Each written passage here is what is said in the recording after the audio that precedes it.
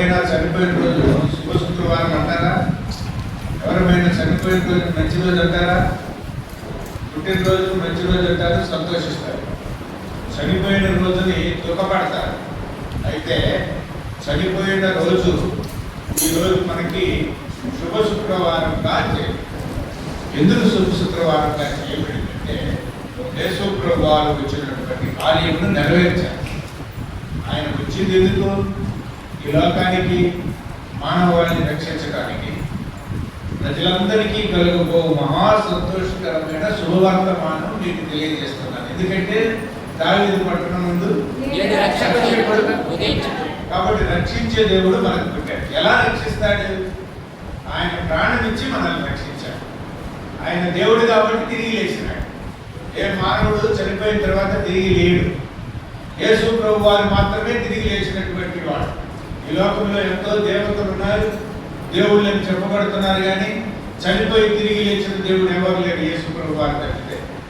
చూసారా, ఆయన చనిపోయి తిరిగి లేచి మనుషులకు అంకించి ఆయన మన పాపముల నిమిత్తము ఆయన రక్తమును శిలువలో కాల్చినటువంటి దేవుడు. కాబట్టి ఆ దినము మన పాపములు క్షమించబడినాయి, మన దోషములు క్షమించబడినాయి. పరలోక రాజ్యానికి మనం వారసులమైనా. పరలోక రాజ్యానికి ఎవరు అంతకు ముందు వారసులు కాదు, చరచరగా పట్టబడిపోతుంది. పరలోక రాజ్యానికి ఎవరు వారసులు కాదు. అందుకని యేసు ప్రభు వారు యోహాను గురించి మాట్లాడారు. యోహాను గురించి యేసు ప్రభు వారు ఒక మాట అన్నాడు, పరలోక రాజ్యంలో అల్పుడైన వాడు వీడికంటే గొప్పవాడు అన్నాడు, యోహాను కంటే. చూసారా, పరలోక రాజ్యంలో అల్పుడైన వాడు యోహాను కంటే గొప్పవాడిని ప్రభు వారు సెలవిస్తారు. కాబట్టి మనము యోహాను కంటే గొప్పవారంగా ఉంటామంట పరలోక రాజ్యంలో. చూసారా, కాబట్టి దేవుడు మనకి ఇటువంటి గొప్ప అవకాశాన్ని మనకు అనుగ్రహించినాడు, ఇటువంటి గొప్ప ధన్యతను మనకు అనుగ్రహించినాడు, ఇటువంటి గొప్ప భాగ్యాన్ని అనుగ్రహించినాడు. కాబట్టి ఈరోజు మనం ఏమని పిలుస్తున్నాం? శుభ శుక్రవారం. కాబట్టి ఈ శుభ శుక్రవారము మన హృదయములను పరిశీలించుకొని ప్రభువుకి యోగ్యంగా ఉన్నామా, మన పాపములను కడిగి శుద్ధీకరించుకున్నామా, యోగ్యులుగా పరలోక రాజ్యంలో వారసులుగా ఉన్నామా అనేది మనల్ని పరిశీలించుకొని, ఒకవేళ మారు మనసు పొందకపోతే, ఒకవేళ రక్షణలోనికి రాకపోతే, ఒకవేళ ప్రభువుని సొంత రక్షకులుగా నీవు కానీ అంగీకరించకపోతే, ఈ రోజే ప్రభువుని సొంత రక్షకులుగా అంగీకరించాలని ప్రభు పక్షాన మీకు తెలియజేస్తాను. ఆయన మీ పాపములను కడిగి శుద్ధీకరించినటువంటి దినము, మీ కోసం రక్తము కాల్చినటువంటి దినం. ఆ యొక్క శిలువ మరణాన్ని గురించి ప్రజలందరూ ఒప్పుకొట్టుకుంటున్నారు, ప్రజలందరూ దుఃఖిస్తున్నారు, ప్రజలందరూ ఏడుస్తున్నారు. ఏం చేస్తున్నారు? లోకాసు వార్త 23వ అధ్యాయం 27వ వచనం. గొప్ప జనసమూహమును ఆయనను కూర్చి రొమ్ము కొట్టుకొనుచు దుఃఖించుచున్న ఏం చేస్తున్నారు? రొమ్ము కొట్టుకుంటున్నారు. ఏం చేస్తున్నారు? దుఃఖిస్తున్నారు. ఎందుకు దుఃఖిస్తున్నారు? ప్రభువారిని చూసి దుఃఖిస్తున్నారు. ప్రభువారిని చూసినప్పుడు ఏం కనిపిస్తుంది? వాళ్ళకి శిలువ కనిపిస్తుంది. ప్రభువారిని చూసినప్పుడు ఏం కనిపిస్తుంది? అన్యాయం తీర్పు కనిపిస్తుంది. ప్రభువారిని చూసినప్పుడు ఏం కనిపిస్తుంది? ఆ కలువరి శిలువలో ప్రభు కనిపిస్తుంది. చూసి ప్రజలందరూ ఏం చేస్తున్నారంట? చాలా మంది స్త్రీలను ఆయనను వెంబడించి దుఃఖించుచున్న చాలా మంది స్త్రీలు ఆయనను వెంబడించి చూచుటకై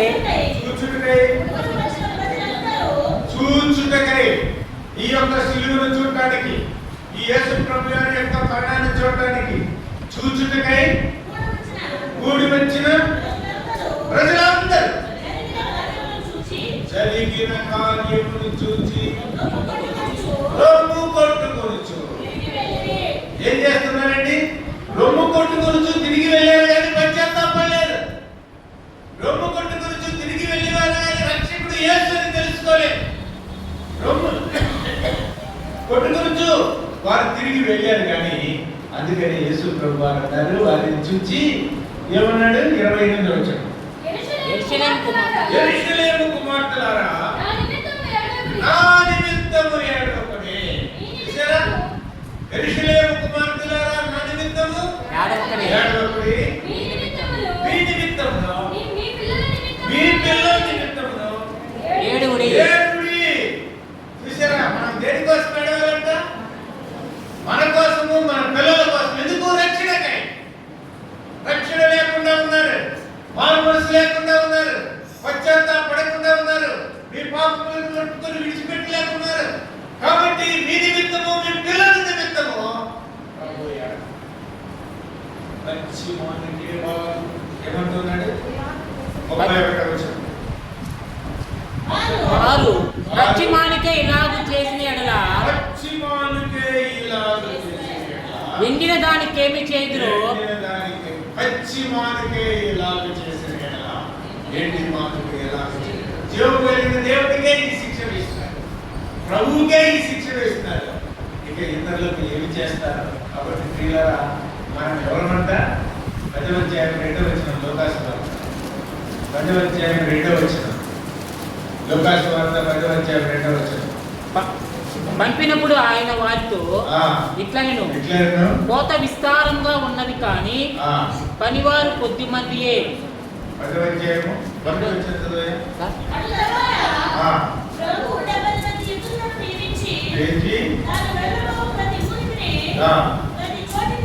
ప్రతి చోటికి పంపెను. అప్పుడప్పుడు ఆయన వారితో ఇట్లను కోత విస్తారముగా ఉంది కానీ పనివారు కొద్ది మందియే. కాబట్టి కోత యజమానుని తన కోతకు ఏడుకొనుడి. చూసారా? ఇంకొక చోట మత్తయి సువార్త 10వ అధ్యాయం 2వ వచనం చూడండి. ఆ 12 మంది అపోస్తలుల పేర్లు ఏమనగా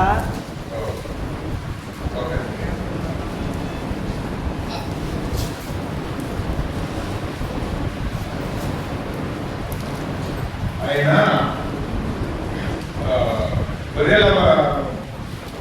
గొర్రెల మధ్యకు గొర్రెలు పంపుతున్నారు.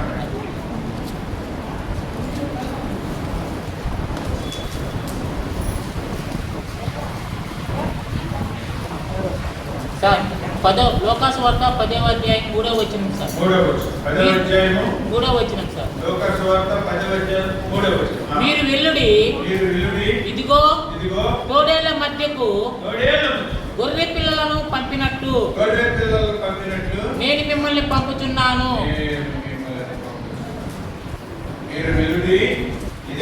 తోడేళ్ల మధ్యకు గొర్రె పిల్లలను పంపినట్టు నేను మిమ్మల్ని పంపుచున్నాను.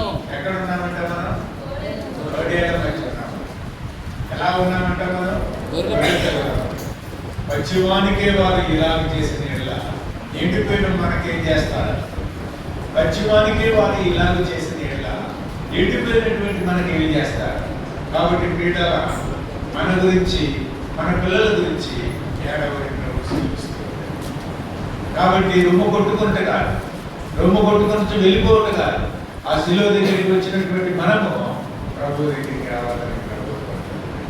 కాబట్టి ఈ మాటల చేత మనం ఆదరింపబడి ప్రభు యొక్క వాక్యం ధ్యానించుకుని ప్రభువుని వెంబడిద్దాం, ప్రభు వైపు చూద్దాం, ప్రభు వైపు మన హృదయములను రొమ్మరించుకుందాం. హృదయమంతటితో ప్రభు సన్నిధిలో మన హృదయములను రొమ్మరించుకుందాం. ప్రభు వైపు చూద్దాం, శిలువ వైపు చూద్దాం, శిలువ వైపు చూద్దాం. వారు దగ్గరికి వచ్చారు, రొమ్ము కొట్టుకున్నారు.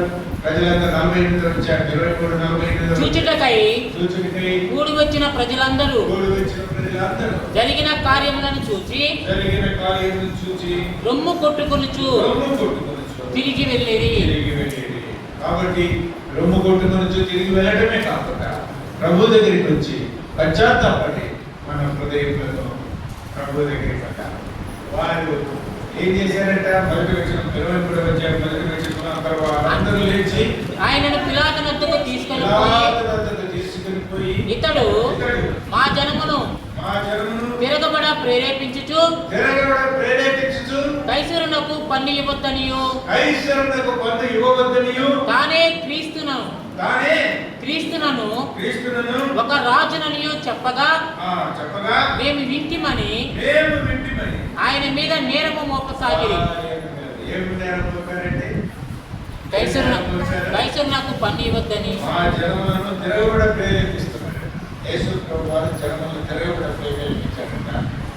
కైసరుకు పన్ను ఇవ్వద్దని ప్రేరేపిస్తూ తానే. అయితే పిలాతు ఏమంటున్నాడు? అందుకు పిలాతు 13వ వచనం. అందుకు పిలాతు ప్రధాన యాజకులను అధికారులను పిలిపించి ప్రజలు తిరుగుబడినట్లు చేయించున్నాడని ఈ మనుషుని నా ఎదుట తెచ్చితే ఇదిగో నేను మీ ఎదుట విమర్శింపగా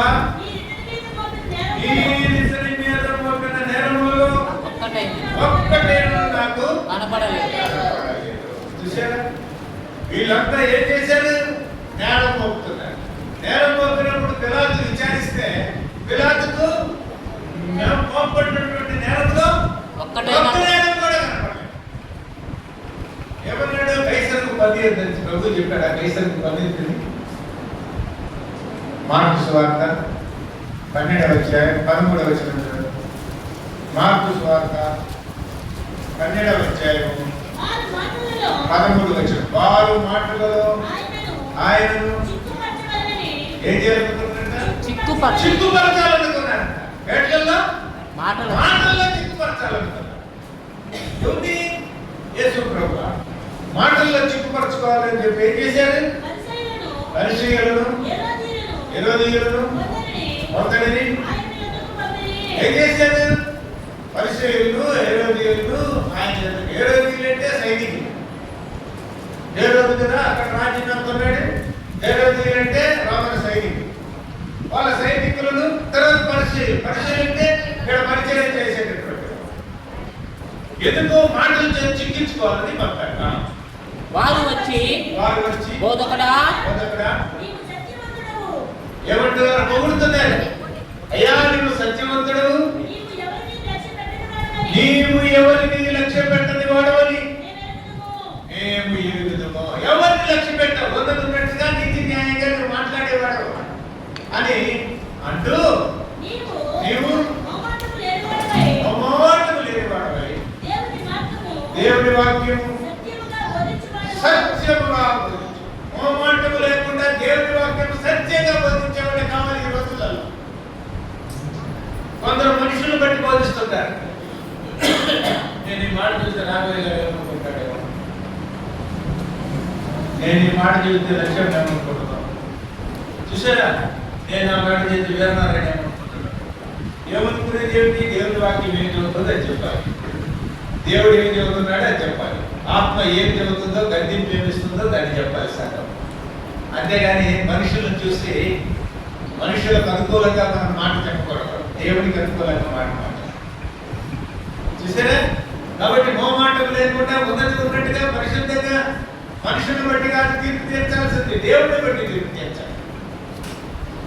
చూసారా? మొన్న వక్స్బోర్డ్ని ఒక ముస్లిం లా వచ్చింది. ఆ ఒక ముస్లిం లా చట్టం అవుతుంది. వాళ్ళకి ఏంటంటే వాళ్ళ మతం గురించి, వాళ్ళ ఆ స్థలాన్ని గురించి, వాళ్ళ యొక్క సంస్థాన్ని గురించి వాళ్ళే నిర్ణయం తీసుకొని వాళ్ళే చేయాలి. ప్రభుత్వం ఏం చేసిందంటే అట్లా కాకుండా ముస్లిమేతరులను కూడా ఆ వక్ఫ్ బోర్డులో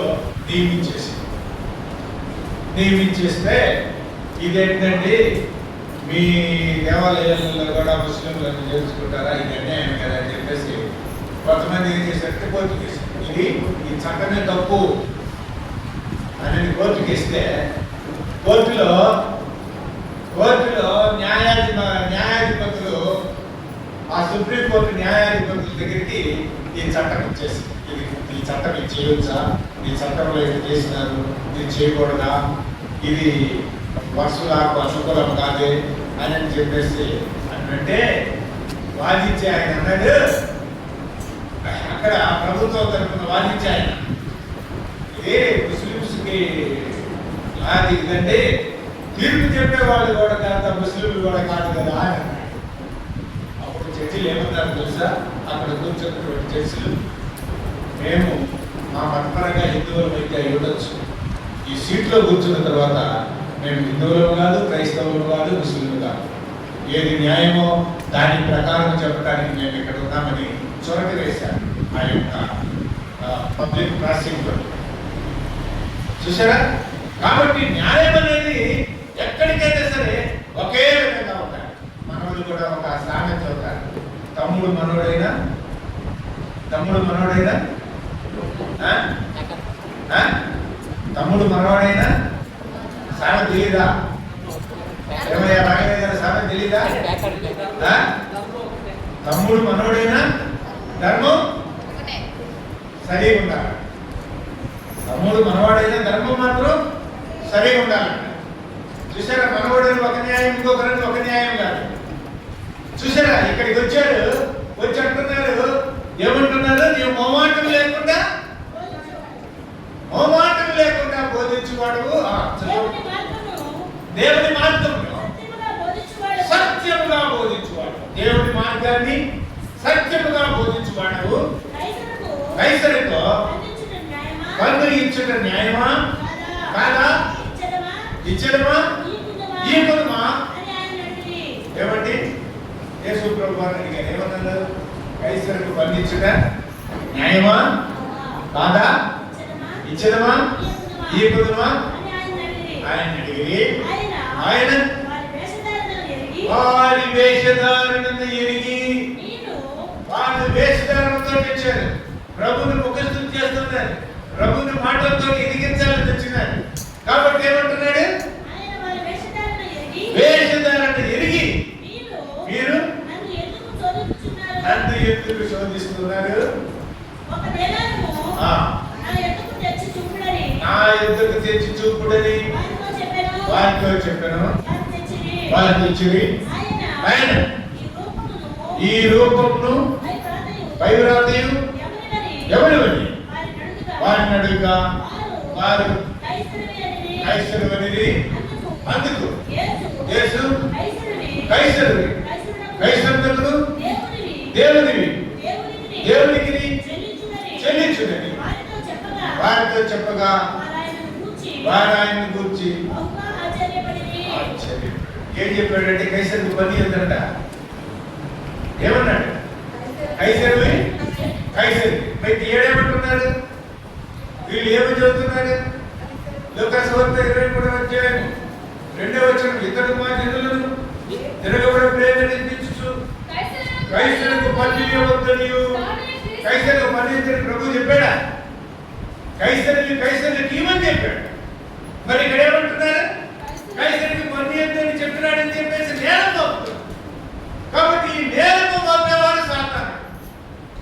మనుషుల మీద కూడా నేరం మోపుతాడు, సాటిని చెప్తాడు.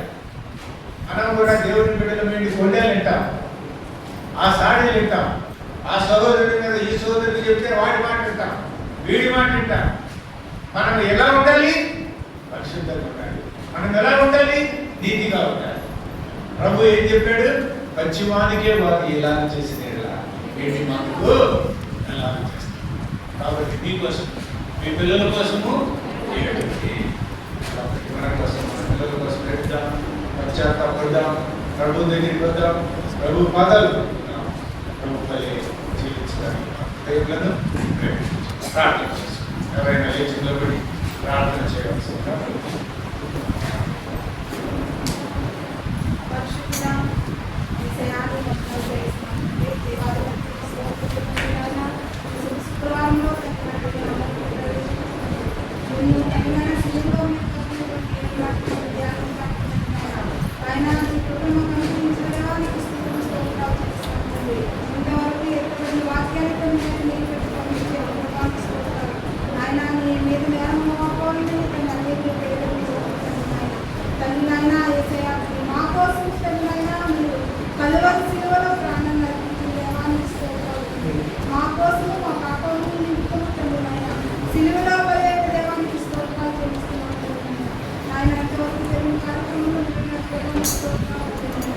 ఆయన కళ్యాణం జరగలేని ప్రతి ఒక్క కార్యక్రమంలో మీరు నాయన మీరు మీరు మాట్లాడుతున్న ప్రతి ఒక్క వ్యక్తిగా ఆత్మించండి ప్రభావిస్తారు మీరు మాతో మాట్లాడిన ప్రభావం కొందరు తెలుసుకుంటూ ఏ సేవ పరిస్థితి స్తోత్రములు. లూకాసు వార్త 23:44 లూకాసు వార్త 23.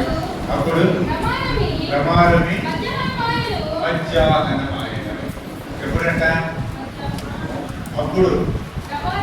అప్పుడంటే యేసు ప్రభు వారిని సిలువ వేశారు. ప్రమాదమి ఇప్పుడు ఏమైంది? మధ్యాహ్నమైంది. కాబట్టి సిలువను ధ్యానించుకున్నాం. సిలువ మీద పొడుగు మళ్ళీ మాటలను ధ్యానించుకున్నాం. అప్పుడు రమాలని మధ్యాహ్నమైనను అది మొదలుకొని 3 నెలలు. కాబట్టి మధ్యాహ్నం మొదలుకొని 3 గంటలు. ఇప్పుడు రమారం ఎంత అయిపోయింది? 12:30 అయిపోయింది. అంటే రమారం ఏమైపోయింది? మధ్యాహ్నం అయిపోయింది. కాబట్టి మధ్యాహ్నం మొదలుకొని 3 గంటల దాకా ఏం చేద్దాం? సిలువను ధ్యానించుకోవాలి, ప్రభువుని ధ్యానించుకోవాలి. కాబట్టి ప్రభువుకి శిలువను ధ్యానించుకోవడానికి మొదటి మాటగా మన సహోదరి కృష్ణవేణి గారు మొదటి మాటగా ప్రభువుని ధ్యానించాలని కోరుతున్నాం.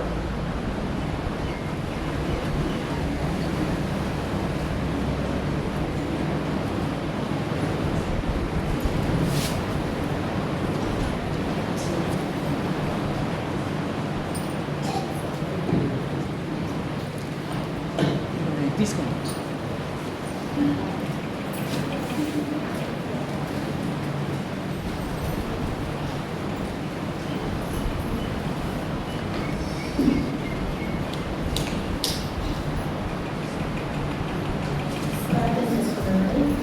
స్తోత్రము ప్రభువా, పరిశుద్ధుడ నాయన పరలోకమందున యేసయ్యా స్తోత్రము ప్రభువా. అయా ఈ మధ్యాహ్న సమయంలో ప్రభువా నీ సన్నిధికి రావడానికి యోగ్యతను అర్హతను కల్పించినందుకు నీ కొట్టానికి స్తోత్రాలు తండ్రి ప్రభువా. అయా ఇంకా ఎంతమంది బిడ్డలు ప్రభువా నీ సన్నిధికి రాలేక బయట తిరగలాడుచున్నారో ప్రభువా. అయా దయచేసి ఒక్కసారి వారిని దర్శించమని అడుగుచున్నా ప్రభువా.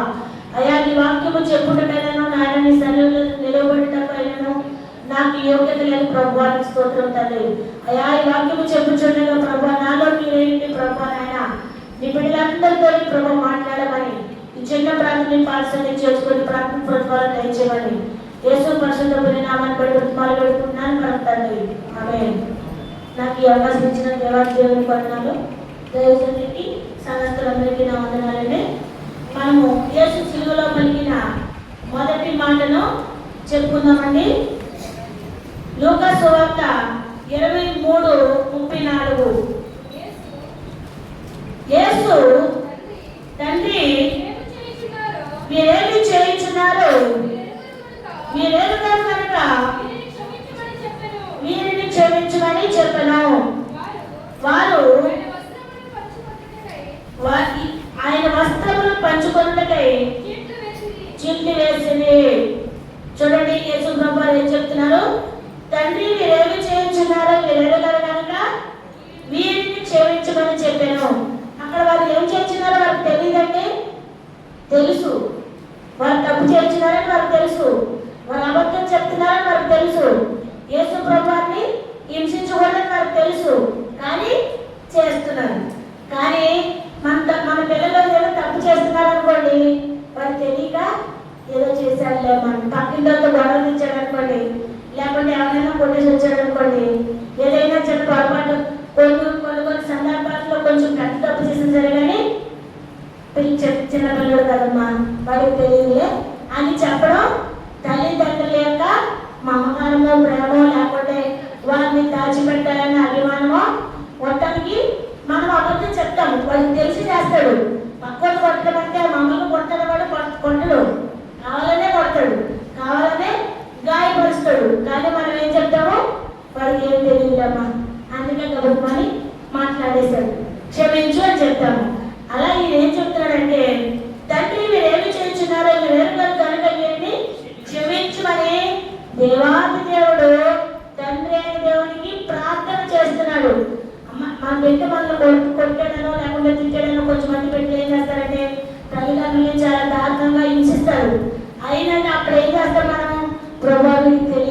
కోపంలో గొప్పని ఒక మాట మాట్లాడేసిన తర్వాత, ప్రభా ఈ బిడ్డకి ఏం తెలియదు తండ్రి, నేను క్షమించు ప్రభా, నా మొహం చూసైనా నా బిడ్డని క్షమించి తండ్రి ప్రార్థన చేస్తాం కదా. అలాగే తండ్రి దేవాది దేవుడు మన అందరికీ తండ్రి కాబట్టి ఆయన చెప్తున్నాడు, దేవాది దేవుడు యేసు ప్రభు వారు ఆయన తండ్రికి ప్రార్థన చేస్తున్నాడు, తండ్రి మీరేమి చేయించున్నారు, మీరేమి తండ్రి మీరు క్షమించు. ద వర్డ్ ఆఫ్ ఫర్గివ్నెస్ ఏం చేస్తున్నాడు, క్షమించమని చెప్తున్నాడు.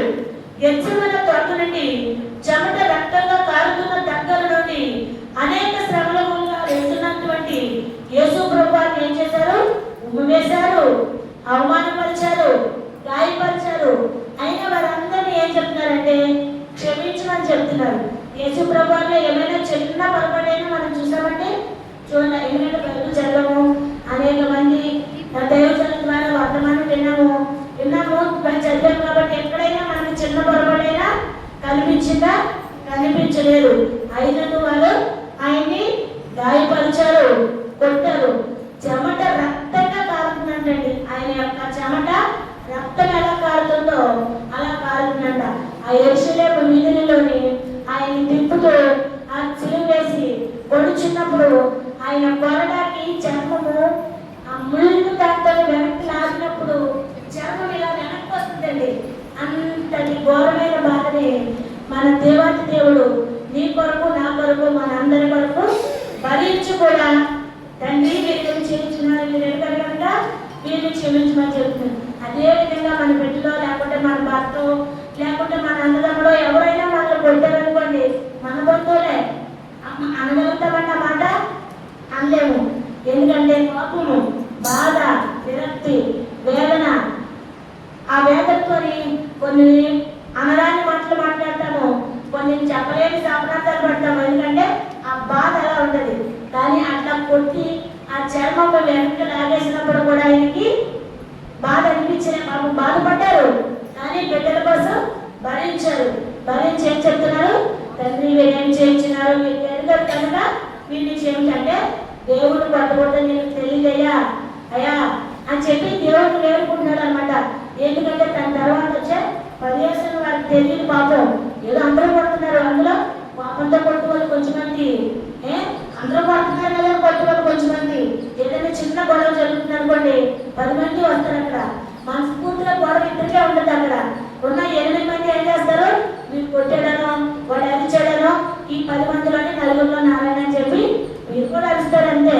అలాగే దేవుడి మీద కోపం పెట్టుకునేది కొంతమంది, కానీ ఆ రోజు ఆ సమాజం అంతా కూడా దేవుడిని శిలువ మీద కేకలు వేసింది. ఏం చేశాడండి, ఏమైనా పాపం చేశాడా, చేయగా కానీ సిలువ వేసేయండి, బరబ్బని విడిచిపెట్టండి, యేసు ప్రభువుని సిలువ వేసేయండి. పాపం పిల్లలు కొట్టుకుంటున్నాడు, అయ్యా ఆయనలో నాకు ఏ పొరపాటు కనబడలేదయ్యా, మీకేం కనిపిస్తుందో నాకు తెలియట్లేదు, నేను ప్రశ్నించాను, నేను అడిగాను, కొన్ని శిక్షించి వదిలిపెట్టేస్తావా అని అడుగుతున్నాడు. పాపం పిల్లాడుకుంటున్నాడు పిల్లలు, అంటే ఏదో విధంగాకి శిక్షను తగ్గిద్దామని. కానీ మీరేమంటున్నారు, వద్దొద్దు, ఇంకా బిగ్గరగా కేకలు వేసేస్తున్నారంట, ఇంకా బిగ్గరగా అరుస్తున్నారంట. ఏం చేశాడంటే ఆయన ఇక్కడ చేసిన ఒకటే, వారిని స్వస్థపరిచాడు, వారిని బాధల్లో ఉన్న వారందరినీ విడిపించాడు.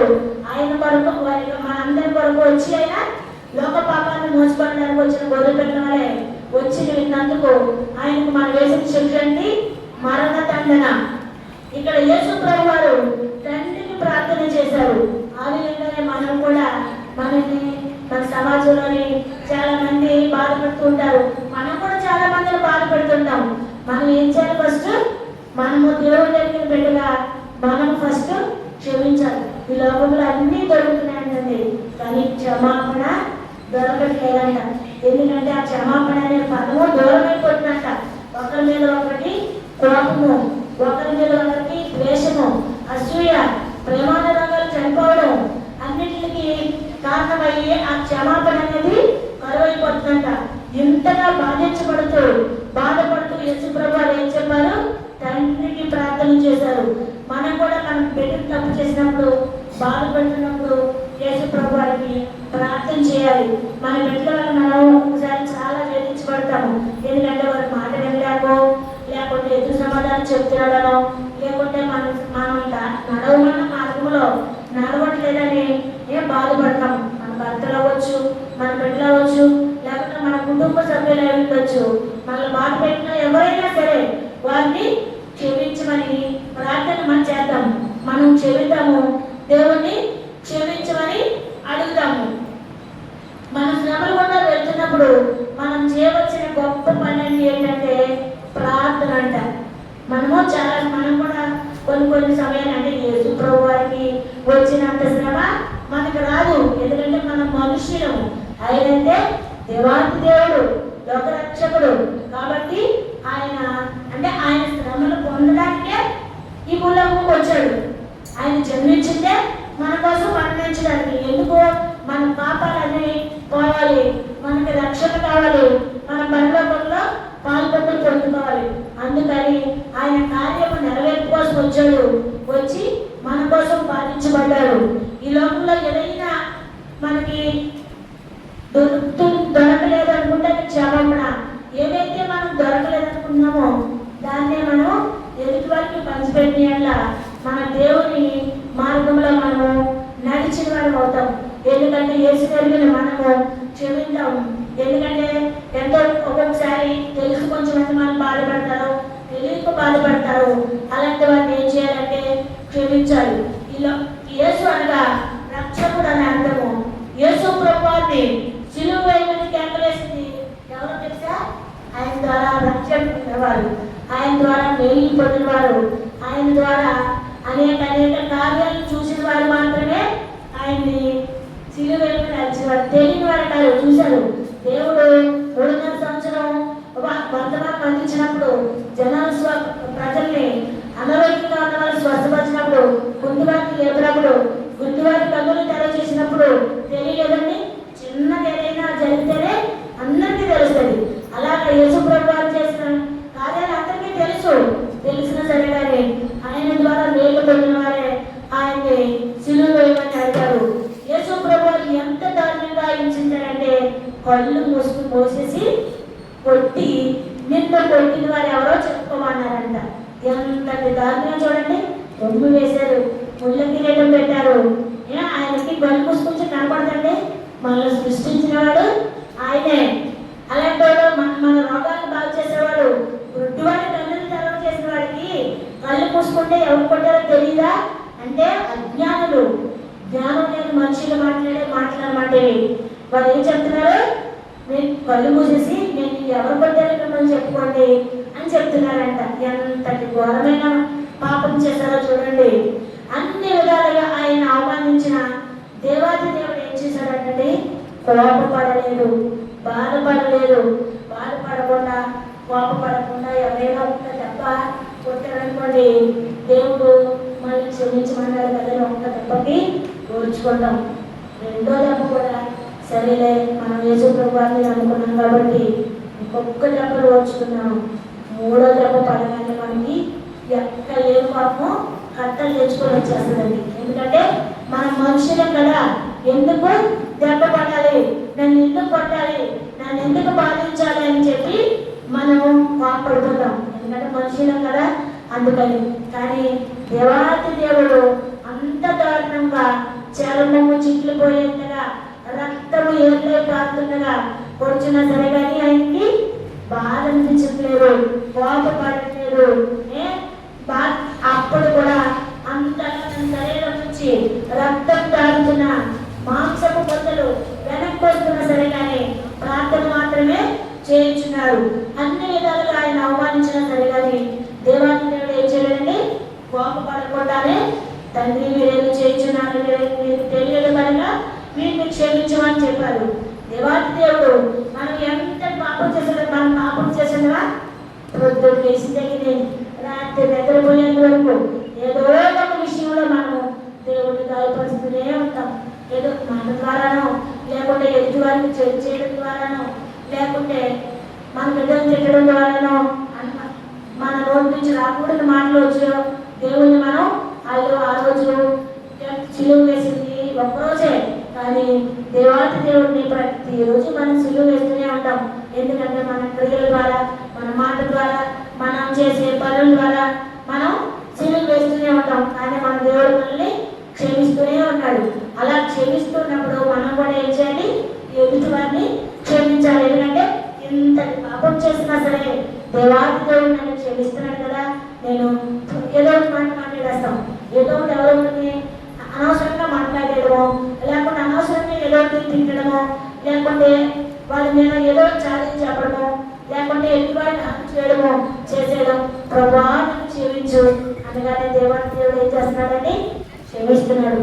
ఎందుకంటే ఏదో ఒక రోజు నా బిడ్డ మారకపోతుందా, ఏదో ఒక రోజు నా బిడ్డ నా మార్గంలో నడవకపోతుందా అనే ఆశతో దేవాది దేవుడు మనల్ని క్షమిస్తూ ఉన్నాడు. అందుకని మనము శ్రమలో ఉన్నప్పుడు ఏం చేయాలంటే ప్రార్థన మాత్రమే చేయాలి. ప్రార్థన మాత్రమే చేయడం నేర్చుకోవాలి. మళ్ళీ బాధపడుతున్న వారిని క్షమించాలి. మనం క్షమించి మన దేవాది దేవుడిని క్షమించమని ప్రార్థన చేయాలి. మత్తయి సువార్త 5వ అధ్యాయము 44వ వచనం చదవండి.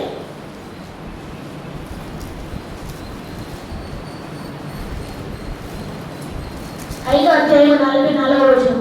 నేను మీతో చెప్పున్నది ఏమనగా మీరు పరలోకమందున్న మీ తండ్రికి కుమారులై ఉండినట్లు మీ శత్రువులను ప్రేమించుడి, మిమ్మల్ని హింసించు వారి కొరకు ప్రార్థన చేయండి. చూడండి, దేవాది దేవుడు ఏం చెప్తున్నాడు? నేను మీతో చెప్పేది ఏంటంటే మీరు పరలోకమందున మీ తండ్రికి, మన తండ్రి ఎక్కడున్నాడు? పరలోకంలో ఉన్నాడు. ఈ భూలోకంలో చట్టంలో కానీ బంధాలు కానీ మనకి ఎప్పటికీ శాశ్వతం కాదు. ఇక్కడ ఉన్నప్పుడు మాత్రమే మనకి ఈ బాంధవ్యాలు శాశ్వతంగా ఉన్నట్టు అనిపిస్తాయి. కానీ మనం కళ్ళు మూసుకొని వెళ్ళిపోయిన తర్వాత మన తండ్రి మన కోసం పరలోకం ఎదురు చూచి ఉన్నాడు. ఆయన చెప్తున్నాడు, మీతో చెప్పిన ఏమనగా మీరు పరలోకం మీ తండ్రికి కుమారులై ఉండినట్లు మీ శత్రువులను ప్రేమించుడి. మీరు ఎవరైతే శత్రువు అనుకుంటున్నావో ఈ మధ్యాహ్న సమయంలో, నీకెవరైతే నేను బాధపెడుతున్నారు అనుకుంటున్నావో, మిమ్మల్ని హింసించే వారి వరకు ప్రార్థన చేయండి. నిన్ను ఎవరైతే హింసిస్తున్నారో ఈ మధ్యాహ్న కాల సమయంలో నీ మనసు అనిపిస్తుంది, పలానా వారి వల్ల నేను హింసించబడుచున్నాను, పలానా వారి వల్ల నేను బాధపడబడుచున్నాను, నా భర్త వల్ల నేను బాధపరచబడుచున్నాను, నా బిడ్డల వల్ల నేను బాధపరచబడుచున్నాను, నా కుటుంబ సభ్యుల వల్ల నేను బాధపరచబడుచున్నాను అని ఎవరి గురించి అయితే నువ్వు అనుకుంటున్నావో వారి గురించి ఏం చేయాలి? ప్రార్థన చేయాలి. ప్రార్థన మాత్రమే చేస్తే పరలోకమందున తండ్రి దానికి ఖచ్చితంగా ప్రతిఫలం ఇస్తాడు. యేసు ప్రభువుని ఎంతగా బాధ పెట్టిన ఆయన ఏం చేశారు? నోరు తెచ్చారండి. నన్ను కొట్టొద్దని చెప్పారా? నన్ను హింసించొద్దని చెప్పారా? చెప్పరా? నోరు తెలలేదు. యేసు ప్రభువు చనిపోయి తిరిగి లేచి పరమపదించిన తర్వాత పెంతెకొస్తు దినాన పేతురు, యోహాను పరిశుద్ధాత్మతో నింపబడిన వారే మాట్లాడుతున్న సందర్భంలోని ఒకేసారి 3000 మంది నిలబడి, మేము పాపలు ప్రభువా మమ్మల్ని క్షమించు, మేము దేవాది దేవుని సిలువేయడానికి మేము దేవుణ్ణి అప్పగించాం, మేమే సిలువేయమని కేకలు వేశాము అని చెప్పి రక్షణ పొందాడంటండి. ఆయన ఒక మరణము ఎంతమందికి రక్షణ ఇచ్చింది? 3000 మందికి రక్షణ ఇచ్చింది. ఇప్పుడు లోకమంతటికి ఆయన ద్వారానే మనకి రక్షణ వచ్చింది. ఆయన ఆ రోజు అలా శిలువ మరణం పొందిన కాబట్టి ఈరోజు మనము రక్షణలో నిలబడి ఉన్నాము.